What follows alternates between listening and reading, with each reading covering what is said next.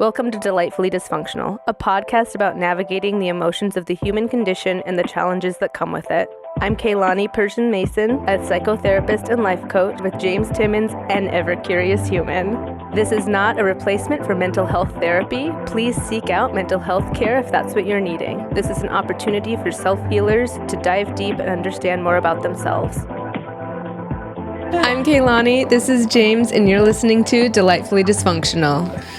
And Hi. Today is our last episode of the Heartbreak Series. Yeah, so for all of you faithful listeners, if you go all the way back to episode 7, you'll hear the laughter of a strange woman. And we just so happen to have that strange woman with us today. Oh my goodness. The lovely Miss Katie Haynes. Yes, That's right. I forgot about that. Katie, I apologize. Katie joined us in the back studio of like helping with the producing at episode 7, helped, behind the yes. scenes. That laugh track, you know? Oh my gosh. Whatever happened to the laugh track? We were joking also around that time about like superlatives that people get in high school. Oh, and gosh. like literally the superlative that I had from high school was weirdest laugh. Like, what is that? Like, you had to make that up because you forgot this person was in class or something. I was like, but I think it's true too, because I'm a snorter. So I had to come to terms with it. I'm a laugh snorter. I'm a laugh snorter too, and I hope we can like sync up at some time in this. Oh Could my you imagine? gosh. Just a double snort. At the perfect moment when it would be. James is so excited about I'm this. excited. Like, I'm going to make this happen. Okay, I'm trying to think of like... I am dying right now senior superlatives. Yeah. Do you happen to know mine? I feel like we've talked about it, but it's not fresh in my mind. What is it? Because they say that it sticks like throughout life. You know, you could, and it's kind of funny because it's in this vein. What was it? Most eligible bachelorette. Oh, really? It's in our Heartbreak Holding it down. Series. It's in our Heartbreak Series. Yes. That's funny. Well, we are so excited to talk to you about the topic around heartbreak and some of the reasons why people can fall into those heartbreak patterns. And as a therapist, it's always so interesting to get to like understand more about yourself and also understand more about your clients. And I feel like this is a theory that can really enlighten you. Oh, yeah. We get a front row seat. Yes. We get to witness a lot of this and experience it. Which, by the way, for you listeners, Katie and Kaylani work in the same building. Yes, we do. Katie is a counselor and just an expert in attachment theory, right? Yeah. Is that fair to say? Okay. Yeah. Okay. She dabbles. She dabbles. Not the expert, that's for sure. An expert. Yeah. Well, It's an area of study, I guess. Right. Yeah. Every counselor kind of finds their niche that they really enjoy and that they really want to keep learning and diving into. And so I've seen this as an area of passion for you. And so that's why I'm excited to bring it into the conversation today, because it's so intertwined with heartbreak. And so far we've talked about just kind of the feeling of heartbreak and relating it to the death of a dream, the death of a future you thought you had with someone. Yeah. And also how to move on from heartbreak faster or easier. And then what if you're the heartbreaker? What if you're the heartbreaker, and how do you navigate that? And try to make it like as easy as possible. So today, I think we're getting a little bit deeper into this topic, which is fun. It's been so fun working with Katie and getting to know her better. So I knew that she would be a really fun addition to the podcast today. Yeah. Oh gosh. And it's been so fun to just follow along. I mean, I've been listening since you guys started, and it's honestly brought so much value just to my life and to me as a listener. And it's really neat what you're creating, just the culture you're creating and kind of a community around that, and just like really empowering people to be more vulnerable. Thank you. Yeah. Thank you. It's a really cool thing. So I'm excited to be here. Thanks for having me. I'm excited about this weekend because I will get to see another, I know, fellow listener, but it's a dear friend of mine will be coming to town, and that'll be really exciting. But even before that, I mean, there's fun things happening, and I feel like it's kind of been a bit of like just work. And so I'm excited because also right after we film this podcast, I get to go with my honey to Seattle and we're going to be gone for a couple days. And it's been a long time since we've been able to do that with like my mama's coming, watching the baby, and to just feel like, whoa, we get this it's just you and Zach? freedom. Yeah, just the two of us. And we're gonna go to a concert, and we're gonna go to Coldplay tonight. Are you really? Yeah, tonight. I'm really excited. Oh, dang. And they're so cool because they give you these band. Maybe I feel like I haven't been to that many concerts in the last decade. Well, that's actually lately a new thing. Yeah. Yeah, they have bands that like change color to the beat of the music. They'll synchronize. They'll be turned into patterns. I saw in the video crowd or of like Coldplay. twinkle lights. Yeah. It's like, it was mind blowing. Yeah. I went last year with him because it's his favorite band. Oh, and really? then, He covers a lot of Coldplay. And he does that well. Yes, he does. Very well.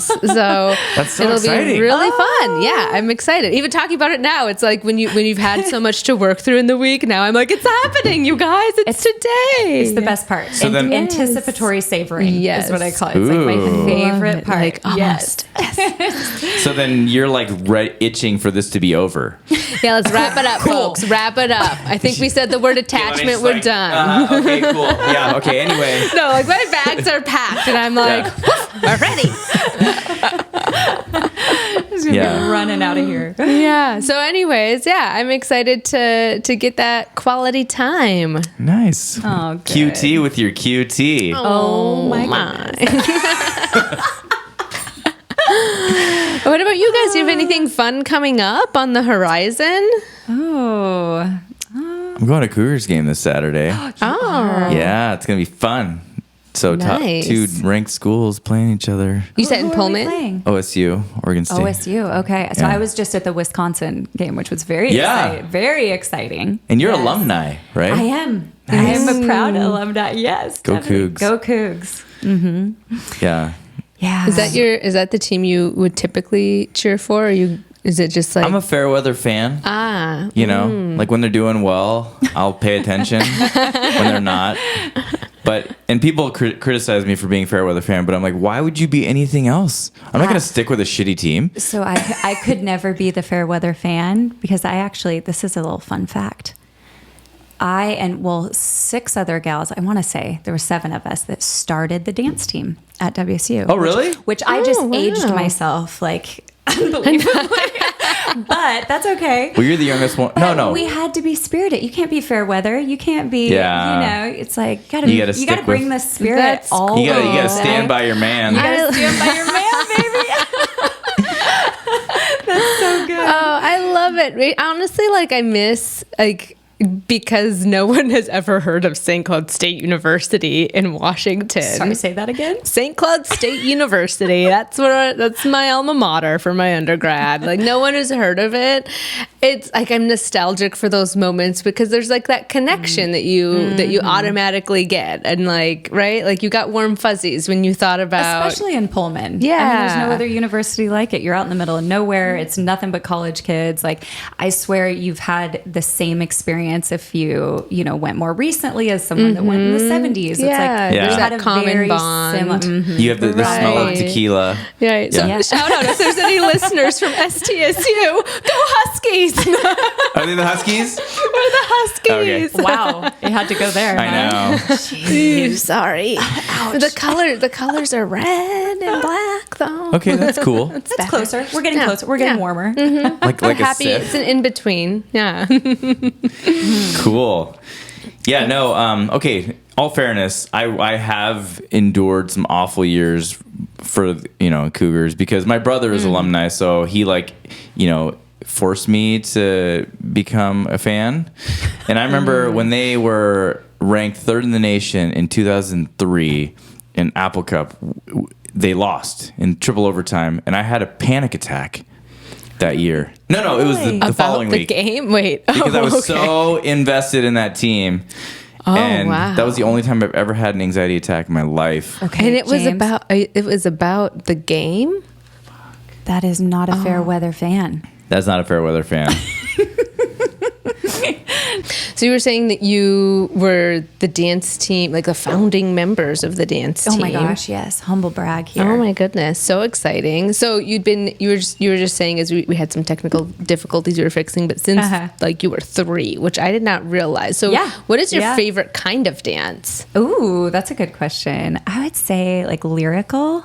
I love like listening to because it's always been about music for me. Like I'm obsessed with music, and now that I can't really dance. I mean, I can. I shouldn't say that, but you can always dance. No, I can always dance. But I've kind of switched over, and I'm trying to learn guitar. Oh yeah, You know this, James. Yes, helped me with a few chords, and it's taking a long time. It's really not easy to pick up guitar, at least for me. But it was always about the music. And so lyrical is kind of like telling the story of whatever song. So, but jazz, hip hop, like I loved all that. And ballet. Oh my gosh, the best memories of ballet. Wow, so fun. I've been really into watching this YouTube channel called Steezy. Like, I don't know, I'm giving you a shout out, Steezy. No. But they do 3 choreographers doing the same song. And so they'll like show each one and their different styles. And it's been super fun. Cause like the way that they all like interpret it differently. That's exactly right. Yeah. I enjoy it. My only like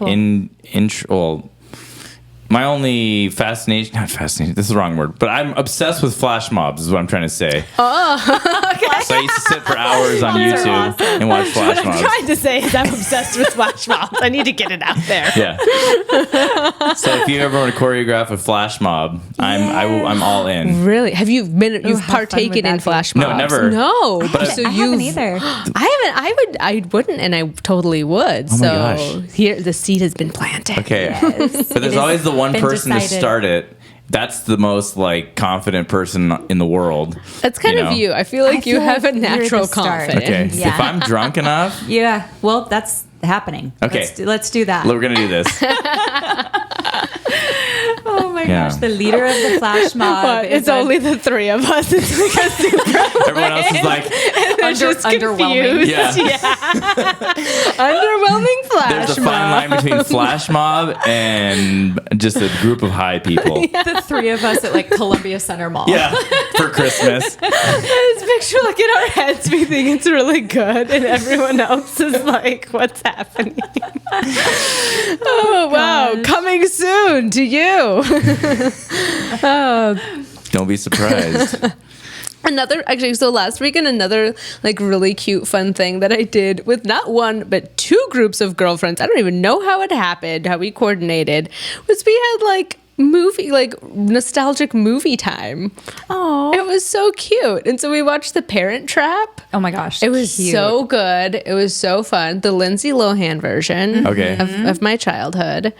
And I started thinking about summer camp because I don't feel like, I don't know, I don't hear about kids going to summer camp very often anymore. Did you go to summer camp? I went to Young Life camp. Yeah. I feel like that's like most camps are actually like church camps. Yeah. It was so cool. Yeah. Was it so fun? Yeah, it was so fun. I went to horse camp. Like we rode horses and like learned horsemanship, which sounds really funny, but like it was a blast. And adorable. Yeah. I never went to any camps. Did you really? Really? No. I have to send you off to camp. Yeah. So... Oh, okay. so sad. Okay, I've been camping. We've been camping. Yeah. Okay. I'm glad that you had that experience, that you haven't been so disadvantaged then. Summer camp is so funny because I feel like you come back and you come back home with your parents and stuff and you're just so cool. You know what I mean? I've been independent. Just like, excuse me, I've done things now. Like, and you're straight up a kid. Yeah. But you're like, I've seen things, you guys Mom just and don't Dad. Understand me anymore. Yeah. It's like I just spent a weekend with middle schoolers. Okay. I've been in the all woods. Figured out. I'm an adult now. Like, you just don't get me. It's a level up. It's good. Oh yeah. I'm sorry you didn't experience it. It explains a lot about you. Your lack of summer camp. I'm just joking. You know what? And this is another thing maybe you can create these needs, right? Your flash mob but adult summer camp. I used to work for, this is kind of funny because there was a real fall of this company, but I used to work for WeWork.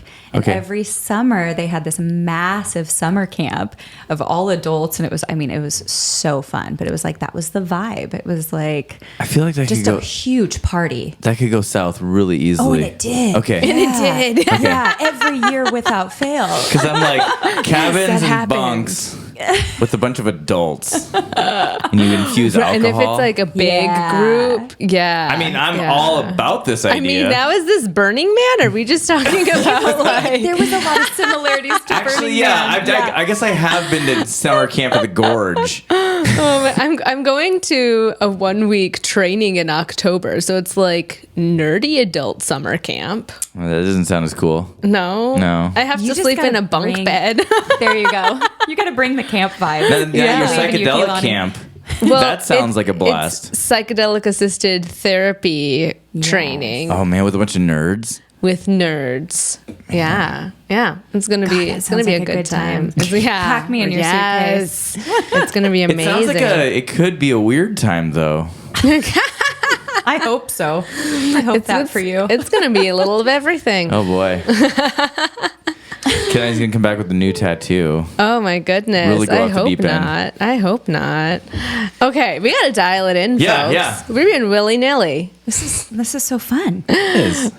So today we're talking about attachment theory, and I think just diving in and giving us a little bit of an introduction. And does that feel like an okay easing in point for us? Yeah. For those who just have no understanding of what that term means, how would you break that down? Yeah. So let's dive into just kind of where it comes from. So a little background. Attachment theory is the brainchild of a psychiatrist named John Bowlby. And back in the 1950s, he worked with and studied children with very severe emotional challenges. And when he looked into the possible roots of the issues, he found that they often traced back to the relationship that with their primary caregiver, and more specifically, whether their needs were met consistently. Okay, so, or not. And this is typically mom, but no matter, like, regardless of the household situation, every child very early on will identify a single person as that primary caregiver. And that's due to just an innate need to bond very quickly. Right. And as very young children, we lack the ability to self-regulate, and we're unable to meet our own physical needs, for survival, but then also to identify our emotions and take care of our own emotional needs. And so that primary caregiver plays that role and helps comfort and really regulate our nervous systems. So Bowlby was first interested in understanding the anxiety and distress that children experienced when separated from their primary caregiver.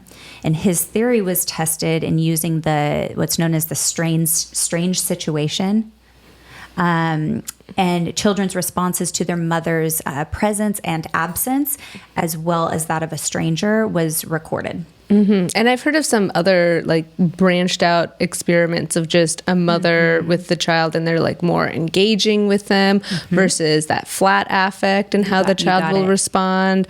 Or even the monkey babies. Have you heard of this one, James? They had monkey babies that had either taken away from their mother, and either it was a machine that was just metal but gave them a bottle to feed off of. Like, they had what they needed to survive. Yeah. Versus one that was more they made it more like a stuffed animal or something a little bit more cuddly and cozy. And that monkey survived better because they still were able to receive more comfort from the fuzzy mommy than the metal mommy. Yeah. And even more so if it were a real monkey mommy. Yeah. And just the way that they all coped, their health, their regulation, like you said, emotional regulation. So anyways, just a couple of the studies that I think of when I think about attachment. Poor monkeys. I feel bad for the monkeys. This was done a long time You ago. know what we should do to this monkey? I hope they gave him a banana. Yeah. Sorry, buddy. Gosh, that makes me think of like the metal monkey being like our phones and devices. Yeah. And having kids self-soothe with that. You know, that's just where my mind goes. Yeah. Instead That's of the that, metal mommy. the comfort of, oh, yeah. That sounds cooler. That's like, Yeah, metal. That's what I was thinking. rock on. That's the metal Like mommy. imagining a mom with like a black tea. Yeah. That's going to be Kehlani tonight. Well, I guess it's Coldplay. So, Yeah, that's the opposite I'll of be metal. like swaying a little bit. Yeah. But going back to this, these earliest like bonds that were formed as children with the caregivers have a tremendous impact that continues throughout our lives. Mm-hmm. And then later in the 60s and 70s, another psychologist, Mary Ainsworth, built on Bowlby's theory and introduced the concept of a secure base. Mm-hmm. And this is, when a child is upset and sad, scared, those like big, overwhelming emotions, and then met with a calm face and a warm embrace and, a hug, a soft tone, and also curiosity, getting down on their level. Hey, what's going on? What's wrong? Genuinely wanting to know. Yeah. Sends a message that everything's okay and that you are safe. Mm-hmm. And that secure base is formed, and the child learns, I can go out and explore, and I always know that I can come back to that base. Yeah. So either the parent can leave me, and I know they're coming back every time, or I can go out and play in the sandbox and fall down and scrape my knee and that sort of thing. And I know that as soon as that happens, I can return to that safe base, and I'm going to receive that level of care. Yeah. Mm-hmm. Okay, I have a question for you. Mm-hmm. Okay, because my mind is going all the way to like how this applies to like relationships as adults. Yeah. And so, because I know that just me personally, I don't know, I've sort of self-diagnosed that I have like anxious attachment. Mm-hmm. And so then, the solution would you say the solution is like secure base for like all the different attachment? That's great. Yeah. Okay. And I think we can go into a little bit more of that, just what that looks like as it's developed in each child and these different attachment styles. Mm-hmm. So I'll go into a little bit more of that with what that looks like in childhood, and then we'll definitely dive in. Like I am excited to talk about more like, modern dating and relationships and that sort of thing. But I think first just giving an idea of like how these right. are So we've formed. gone into secure attachment, and what's the next attachment style that we should? So they fall under secure attachment, and then insecure attachments. There's actually 3 under kind of that umbrella of insecurely attached, right? And so the first of those would be avoidant attachment. Okay. And that's when the parent doesn't show proper care or responsiveness. And so the child feels that their needs don't matter. And so the child ends up disregarding their own struggles in order to maintain peace and also to keep that caregiver close. Oh. Right? So I don't have needs. And that's an extremely painful experience for any child.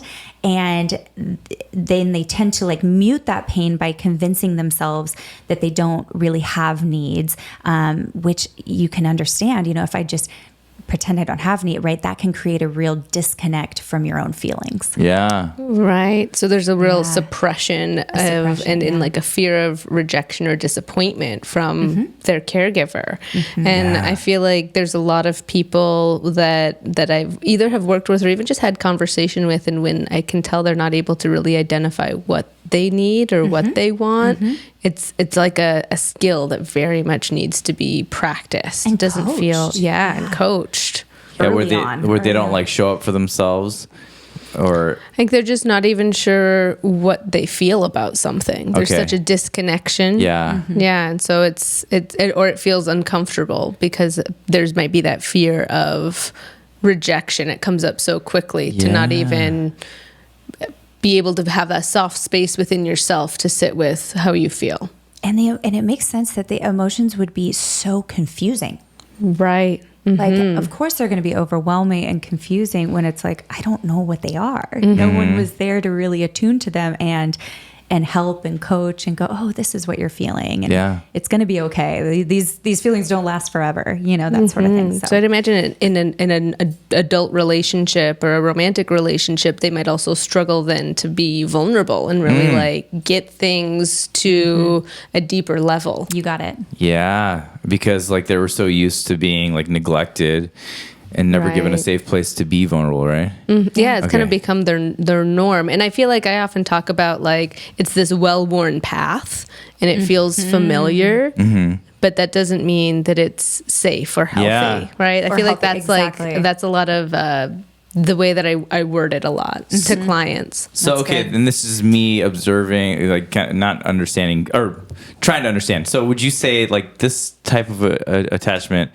would they tend to be like, I don't know, susceptible to dating like more narcissistic people? Because oh, that's good. No, it would be more in alignment. I think we've seen with, I don't know, Kaylani, you know. Well, part of me thinks perhaps if they feel like there isn't a need to have needs, that could be kind of symbiotic with someone who is more of a taker. Has more narcissistic traits. Yeah. Exactly right. But I also think that the more anxious, preoccupied type of attachment, that's where it's like they're needing that validation and reassurance and craving that from their partner. And that can also, I think both can be susceptible to that type of a relationship. That would be more, yes, yeah. But I feel like that's more common because there's this like desire to please as well.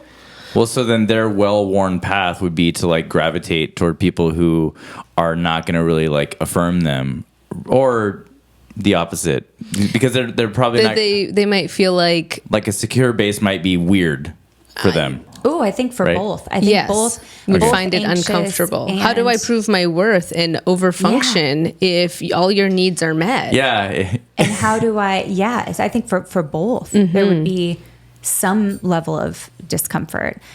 So interesting. Yeah. And so the anxious attachment, the child fears abandonment due to inconsistent or unpredictable parenting. So the child does not internalize a sense of calm and may be left in a state of confusion, a strong fear of abandonment, and insecurity of like not having their needs met. Yeah. Yeah. And so with this style, like one moment the parent might be very loving and available, and then in the next moment they're not meeting even basic needs for love and security or attention. And this leaves a child not knowing what to expect, and it honestly leaves them really hungry for connection. I think that for certain types of mental illness, if there's a parent who is really struggling with trauma in some ways, it can kind of present that waveringly present caregiver figure for a child's life as well. Yeah. Or if you think about, I mean, just in the last few years, right, the pandemic and having to like work from home and not having that separation. Devices. Like I hear that all the time, the real struggle. Like I know my child needs me, and I like actually have to make a living and take care of you, and we're just kind of like pulled in those different directions. That's got to be really hard. Most definitely, especially we did our social media challenge last month, and I became more aware of those habits and how addictive they are. I found a little bit of a balance, but you really have to be mindful. It's such an addictive thing to have so much information at your fingertips. Yeah.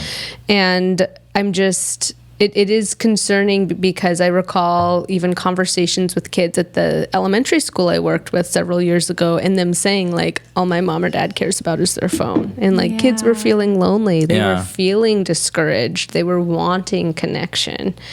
And that is sad. I think that it's an important thing for us to pause on, just because it's a normalized thing in society to have that at our fingertips. It does not mean that you need to prescribe to it if it's not what's healthy for your family. For sure. Absolutely. Yeah, I'm just sitting here thinking like, gosh, I spend too much time on my phone when I'm with my kids.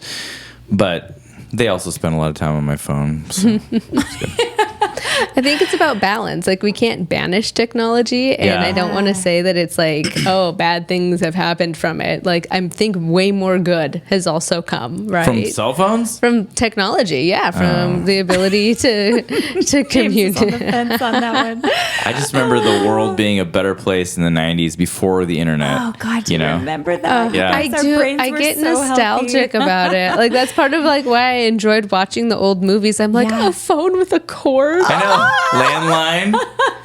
When if somebody called you and you weren't there, it just went to your answering machine. Yeah, Hell and like you could be unreachable. Like someone's on the internet in my house. Of course, you can't reach me. Like you would be gone for like a couple days and like camping or whatever. Yeah, and you would have no anxiety over it. Yeah. You'd just be like, well, this is normal. When I get back, I'll check my messages. This sounds nice. I know. Maybe we should try it, guys. But there's also a lot more missing people from that era. Everyone ready? Everyone go get a corded phone. But you guys, report back. This is so. I'm glad you're like diving into this because that's one of my curiosities. I guess I don't have kids. You know, I have a Labradoodle with severe separation anxiety. So I obviously don't know what I'm doing because he's 9 years old and he can't be left alone. Like such bad separation anxiety. So, but I'm curious, what's it like thinking about these attachment theory when we're talking just as children and how this is built through the lens of parenting? Yeah. I mean, I'm sitting here just thinking of which ones my children, which are like, which are they're going to emerge as, you know, and I'm like, okay, as a parent, I know that I am more the person to like create anxious attachment because I know that I'm sort of inconsistent and, but then I might be being hard on myself. I don't know. But that's just kind of where my mind is from a parent perspective. No, I love that you're bringing that because it would be impossible. It would be impossible to literally always be attuned to their need, right? Yeah. Like that's how I see it. I can't imagine the pressure of that. Yeah. You know, especially in, you know, these are really formed years like 1 to 4 of their lives. And it's like, oh gosh, there's a lot going on. That's a lot of years to just always be present to their needs. Right. That sounds intimidating. Right. Yeah. It's definitely a balance because like, you know, there'll be days, especially days if it's like, oh man, we are coming down with something. We're not feeling 100%. Like it's going to be a snuggle movie day. Like, I love that. Like I feel like I try to focus in on like, am I trying my best, but my best can ebb and flow depending on the day and with what's going on. I feel like one struggle that I find at times is that the type of work that I do and having my own private practice also means wearing a lot of other hats that sometimes aren't as comfortable, like marketing yourself, like doing your own billing, like all these other things. And like managing my work time and getting things done while having home time. And I think that's something that I'm trying to be more mindful of because I love having that present time with her and I see how much she loves it. I see how her behavior and her like agreeableness improves too. So I really try to meet her in those needs, and it helps a lot when you have a partner who does the same. So I'm grateful for him. Shout out Zach. Because there's nothing more attractive than I feel like having a partner who can really be present and mindful with kiddos and, you know, cherry on top when it's your own kids. Yeah.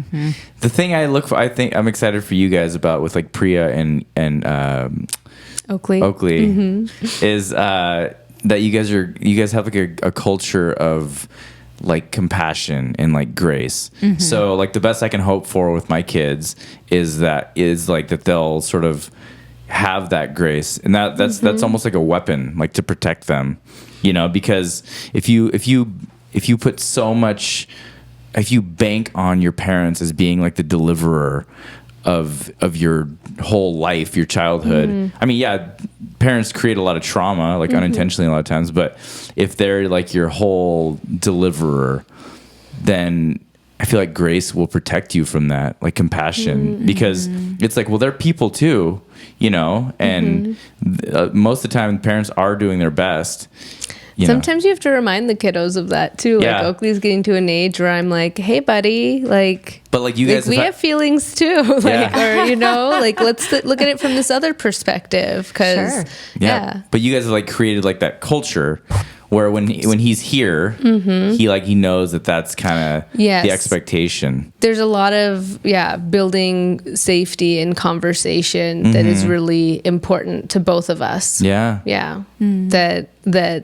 That either of them, but Oakley's more verbal at this point, but that either of them, would feel like they could come and talk to us. That's an important thing in creating that safety. That means like really being aware of your reactions and being aware of like cultivating a foundation of being there. And that really starts with not being on your devices so much or being aware of like this precious time. I have a dear friend who, she had a blended family of 5 kiddos with her partner. And it was funny because at the time I remember her, like when they first got together and they were all like in the thick of it, of child rearing. And she was like, we are getting a tiny house so that they don't ever move back in here.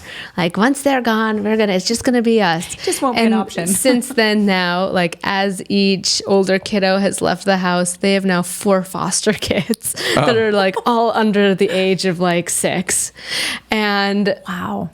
The things she says now about like, I don't know if I was as present or if I had as much gratitude for these fleeting moments that you get with them and like feeling so differently about these little humans and also really reflecting back on her kids' childhood with, I think, like a bittersweetness. And there was a different kind of chaos in their lives then. Sure. There were certainly circumstances that made that more difficult, but it's been really sweet to hear those like just genuine sentiments, because I think that in the thick of parenting, you do forget. It's a lot of like, there's a lot of stress. There's a lot of sleepless nights. There's a lot of like things that make it feel like I want to get through the day or I just want a moment to sit. Yeah. And so like in your weariness, dear parents, just take a moment and pause to be grateful, because it does go away. Yeah. Yeah. And each time you're able to do that, like what you're describing, that present, recognize for yourself that is what you're doing. You're actively building that secure base, right? In those now I'm going on a trip for 2 days, you guys. Now I'm going to be like missing. Yes. Oh my gosh. She needs time with her Gigi too, right? Yes, she definitely Give yourself does. some That's grace. important. You need to recharge. Mama needs a break too. Yeah. And she's it's part of the fun balance. little girl. Yeah. So she's going is. to need to see that modeled and follow Mama in her footsteps of being just so She's very fun. go. All eyes on me. Yeah. We should have her on. Oh my gosh. It'd be I literally that would be recorded adorable. last night after she went to bed. This is what she's been doing. She will meow and sing to herself for anywhere like 45 minutes, an hour. And so she just continued, she continued to sing to herself, head, shoulders, knees, and toes in increasing tempo for like forever. It's so it was really funny. Kids, the younger they are, the more they're like drunk people. Oh, yeah. She's a drunken sailor. Yeah. It's like, I can remember a friend just a few weeks ago singing through the wee hours of the night because they were wasted. Yeah, that describes and a lot they of... also had a potty accident. Oh, no. I'm just kidding. That was me. Oh, yeah, I was going to say. Yeah. No. So a friend of mine. Yeah. friend of mine wanna was float singing this about out there. Humpty A friend Dumpty of and had a mine. potty accident. So weird. Oh. Yeah, please tell us more. I keep having fun trail offs, but we want to learn more. Teach us. Oh my goodness. So, okay. So looking into, and when I go into these, there are lots of assessments that are available out there. So if you're curious about your own style or your partner's, seek out one of those, but you also might get a good sense of what you are just hearing them. Right. Actually, I believe that in the episode with Wisteria Edwards, she had a free assessment to find out your attachment style on her website. We can add that link again for her. Yeah. Wonderful. Cool. So yeah, there are ways that you can learn more, but also I think the times just kind kind of hearing through them can give you clarity. If there's something that clicks as we're talking about them and describing them, sit with that for a little bit if this is new information for you. And with curiosity and compassion. My two favorite C's. Yes. Like, don't hear this and go, oh no, this is and none of them are set in stone. Just take it as this is learning about yourself and like be a little bit curious about how you can learn more. Yeah. So again, simply put, these attachment styles are just how we bond and connect in our relationships. So romantic and otherwise. So starting with the two insecure types, avoidants are known to make up 25% of the population. Oh. And they rarely seek support from others and rely almost exclusively on self. And so you'll feel as if your partner or potential partner maybe nags you or is too demanding and wishing that you had more space. And so frequently feeling that others need you just too much. Okay. Too many needs. They are more comfortable with more distance, and then closeness actually equals danger, right? So when you sense someone getting too close for comfort, you'll either withdraw or use some deactivating strategies. Kayla, I know you're familiar with these. Do you have any example of like deactivating strategies? I mean, just like distancing, avoidant behavior, throwing yourself into work. I think kind of self-sabotaging behaviors if what you're seeking is a healthy relationship. And that's a good point, is that, even an anxious attacher might hear this and go, wait, are they even looking for that? Yes, they are.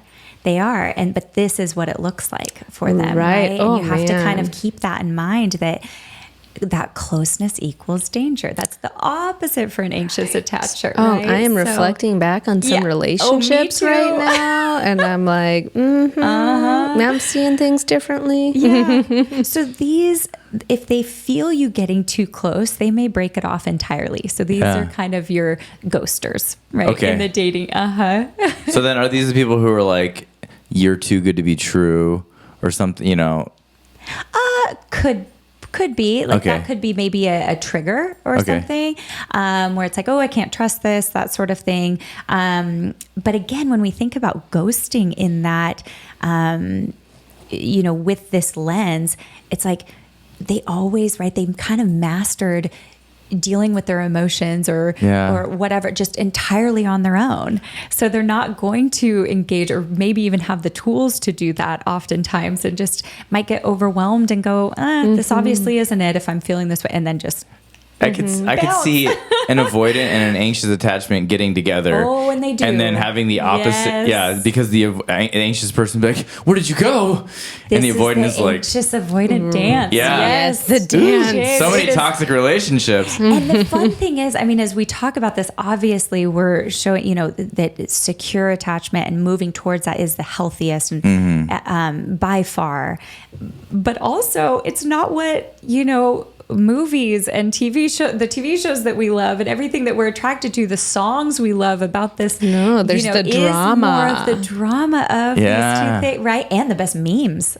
Come on, the best reels, the best memes, right? Like that's what we are kind of attracted to that. Yeah, like the chasing them in the airport. Oh, sure. Yeah. Like impulsively. Yes. I think a lot of people who maybe have historically been in more avoidant or anxious attached relationships, when they find someone who's secure, there's also a fear of it being boring. That becomes friend this zone. Feels boring. Sure. Oh, this is going to be boring. Exactly. And they don't understand that instead of following, I think, that same kind of like cycle of disappointment or conflict that those other relationships can fall into, the excitement of a secure relationship is that, hey, we get to go on this trip and it's actually going to be fun and I don't have to worry about there being a meltdown. Or we get to like plan something together and like enjoy this deeper connection. But those people maybe haven't experienced that, so it feels very intimidating. Yeah. You know what's funny is like I'm just sitting here thinking of all the little games that people play in the beginning phases of dating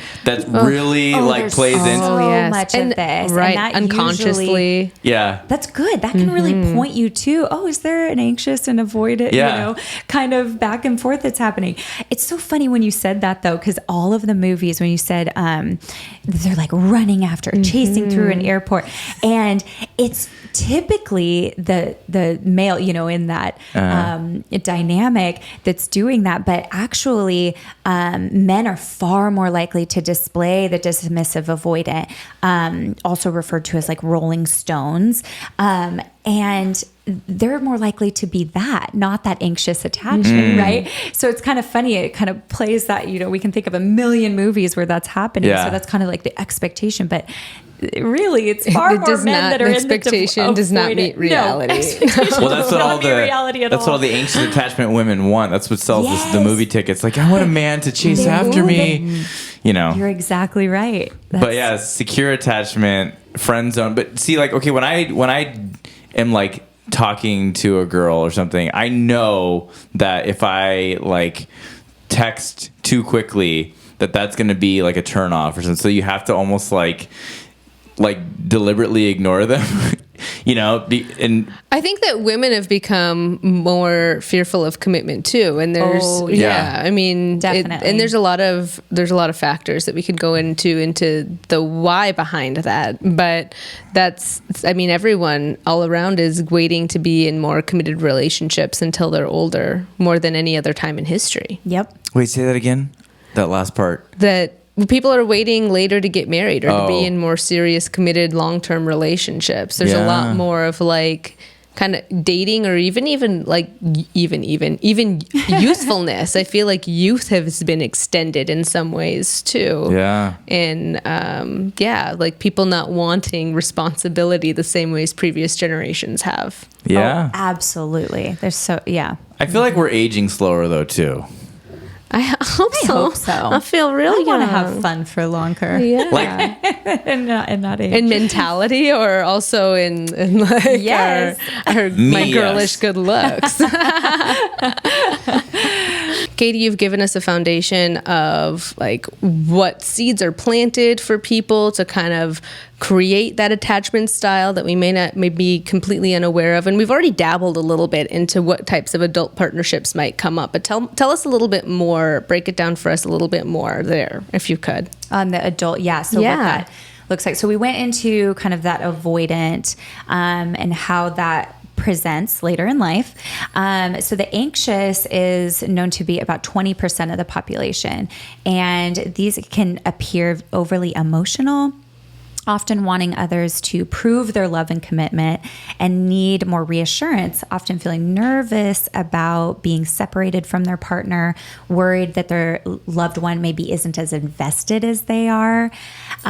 So like I had said about the avoidant, right, that closeness equals danger. So for these types, the anxious attachment, closeness is comfort, and then any separation or possible distance is danger, equals danger. Okay, so these are the two opposite sides that, so you can just imagine how this shows up. The moment the avoidance starts creating distance, so that's very uncomfortable for an anxious attachment. And anxious attachment is going to chase him down in the airport. Like this which might works be in the movies, texted me, which works in the movies, doesn't always work in real life. This might be someone who could be labeled as clingy, perhaps, or be perceived that way. At one point, witnessed this in real life with people, just kind of dating and seeing. But I watched him actually physically run away from this friend of mine, right? And this more anxious attacher, he actually ran out of his shoes.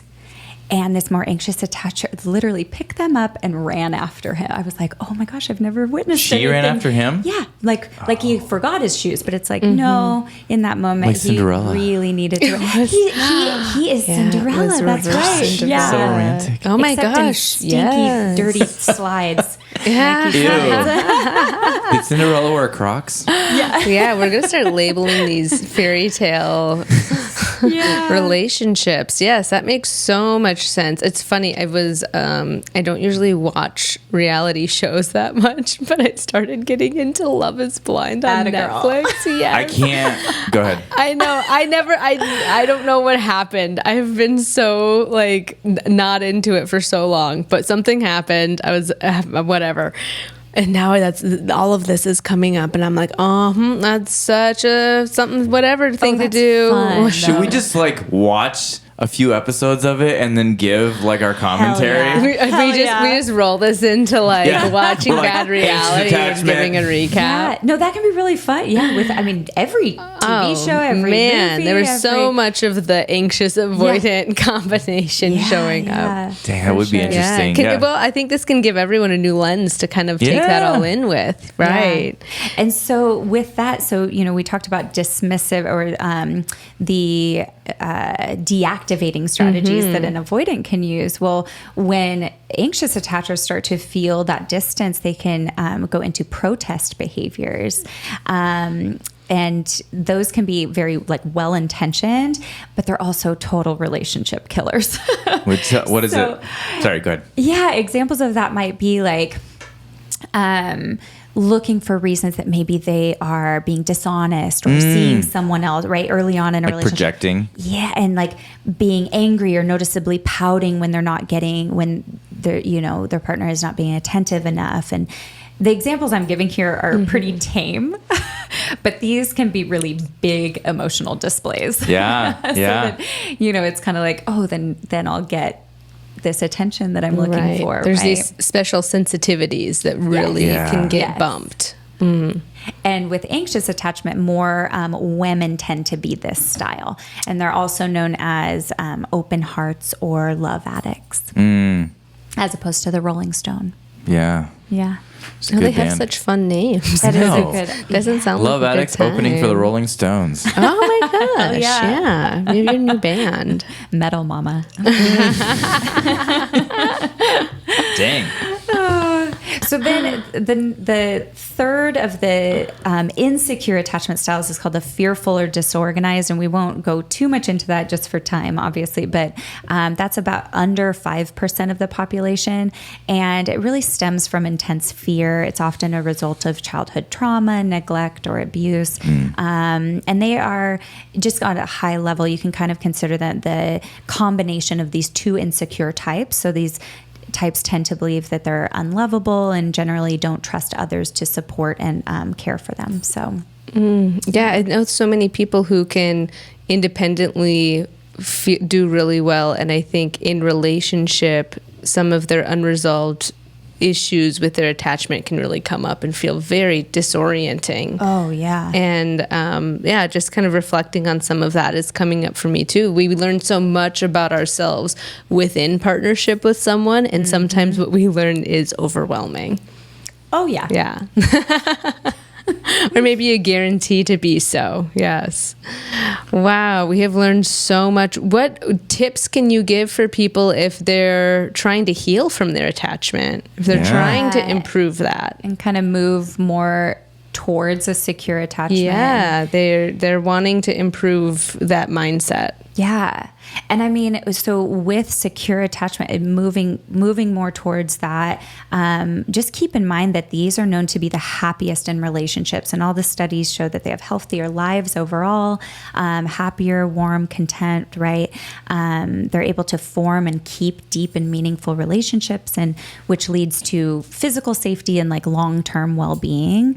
And so, yeah, that is kind of the goal, right? It might feel a little bit boring at first, like you had said, Kaylani, but this is what that brings, and moving closer to that. There's lots of ways to do that, but therapy can be hugely helpful. It's a great first step. We know that as therapists, it's like we kind of are, to put it simply, providing that safe base for a lot of people who have never experienced it before, right? There's confidentiality. It should be a warm space and really non-judgmental, and just being able to kind of step into that. A lot of people haven't experienced that really ever. Yeah. And so that, experiencing that for the first time can be a really corrective thing. So just kind of building that relationship with someone you really like,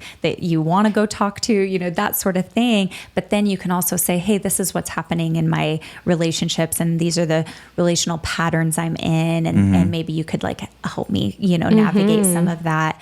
But also being with for either of these insecure attachers, being in a relationship with a securely attached person is going to be a corrective experience as well. Right. I think some people feel like I need to be perfectly healed and work on myself before I engage in that. And there's like some perfectionism and avoidance wrapped into that. And it's like, no, it is in practice that you learn. Yeah. Kehlani and I have really recently talked about this because I'm guilty of that. And I just recently realized, I'm like, I'm done all this inner work and all this therapy and, and everything. And it was like, and then I stepped in and really started liking somewhat, right? And it started to bring up these old triggers. And I was like, I've just been kind of isolated, right? I thought it was like really getting to a point of feeling really, I'm healed, or not that you ever arrive, but all of that. And then I'm like, no, I've just been isolating and keeping people at a distance to not be so triggered, I guess. And now it's like, okay, I appreciate it. And there's lots of opportunities to practice this, if that makes sense. Oh, thank you for your vulnerability. I think those nuggets, when I learned that about myself, it's such a mix of like, good. Like there's a productive little gold nugget that I found. And also, oh man, I kind of wish I would have noticed that sooner. Like it's a mix of realizations, right? Sure. Yeah. And that's life. Yeah. That's life, kids. The way that I've seen it like sort of play out with like my anxious attachment and becoming more secure is the difference between, because anxious and avoidant, it sounds like it's rooted in fear. And then like secure is rooted in like love and curiosity and sort of just like safety. And like being interested in the person and like exploring with them, And so I've noticed that when I feel anxious about, someone, then if I'm just a little more patient or like project like the best, remember we talked about like believe the best about someone, then that's the opposite action, the opposite thought. And then that just like really creates like closeness and that security. You're exactly right. So how are you able to do that though? Because, and I know you guys have done like a Gottman series. Did you get into like negative sentiment override and that sort of thing? I've never heard of that. We didn't, because we've kind of dabbled on the outskirts of like the tenets. So we'll be doing some more Gottman work. But cool. But it's kind of that thing. So it's like, how can you not, right? How do you pause and be able to, instead of, if your autopilot is to go, something's wrong, they don't like me, they're going to disagree, right? If that's your autopilot, you have to be able to, like, the power of the pause, like take a couple deep breaths and think of other possibilities, right? That's not... Right. I think so much of what I do with clients is teaching them to practice some thought stopping and like weigh the evidence, or to combine like the emotional mindset you feel with the logical piece. So I mean, you wouldn't want to just create a hopeful fantasy that's only based on the idea of someone's potential that maybe has no evidence. There's no concrete evidence of that potential being possible, right? I don't want to color an inaccurate picture, but if I really weigh the evidence of like, what is the likelihood of this person actually like abandoning me in this space? Do I have evidence that that's something they've done before, or that that's something that's being discussed, or, in the other direction, like, okay, I enjoy being around this person. What is it about me that I feel a pulling away from? What evidence do I have that there's something to be fearful here of? Which is all often old stories. Yes. And I think, and I think, again, kind of going back to digital distractions, I feel that it has stopped us from like asking further questions and sitting with ourselves and just that why. Like, I think so often it's like an I don't know. And I'm like, that's not good enough. Sit with it longer. It's uncomfortable. Sit with it. Why?